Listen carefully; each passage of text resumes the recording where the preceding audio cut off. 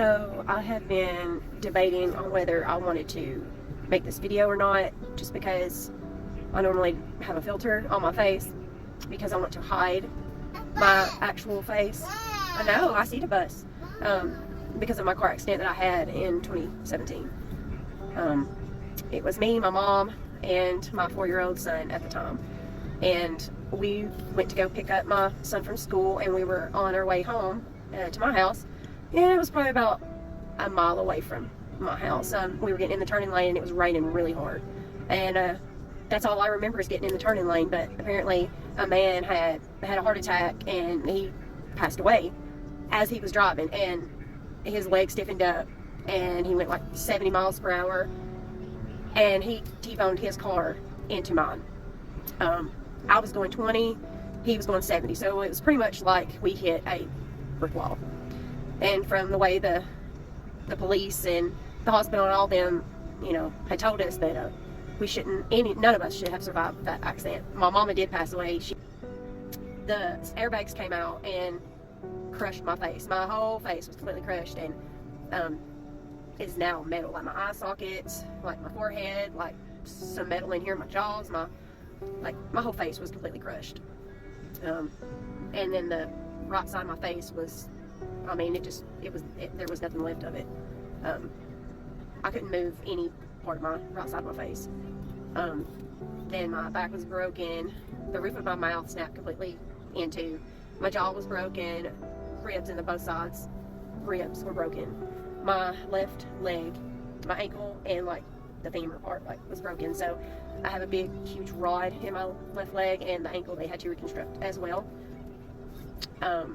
So yeah, it was just really, really bad. And the way that the doctors were describing it, it was like my face separated from my skull.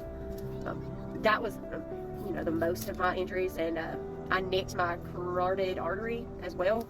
There's a few more things that injuries that I had that I don't really remember, but my son was in the back, and his car seat broke, and he come flying out and hit the passenger headrest, and right here it scalped him, and he tore almost every ligament in the back of his neck, and his collarbones were broken. He was 4 years old at the time, so insane. When they finally got us to the hospital, they told my husband that they didn't think that either one of us would survive, but we did, and I'm so thankful that we did. But I deal with chronic pain all the time from all the injuries that I had, my back being broken, and it's tough.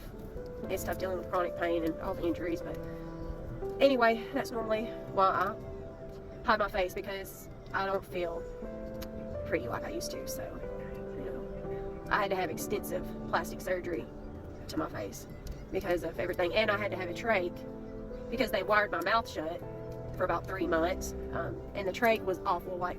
Being in the hospital and you have a trach, and it gets filled up and you can't breathe, and they'll come in and they'll say you need suction, and all I could do was nod my head. So they're you're gonna have to try and cough, and I coughed, and they're sucking that stuff. So it was horrible.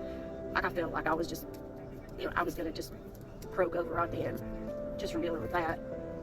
But yeah, anyways, I know it's a super long video, and I have made a video like this in the past, but I have a lot more followers now, so I thought I would share some of our story and retell the story of our car accident, and how we're still here today, alive and well, and I'm so blessed, I'm so thankful. But I do really not like to show my natural face, because I'm embarrassed, and I'm afraid people are going to make fun of me. I've already been called Frankenstein and just all kinds of things, so that's why. So if you ever see anybody out that that they have disfigurement or something wrong with them, just be nice. Kindness is free. Just be nice. That's just not, it's not a thing to do to somebody. It can really hurt that person. So anyways, I'll see you later.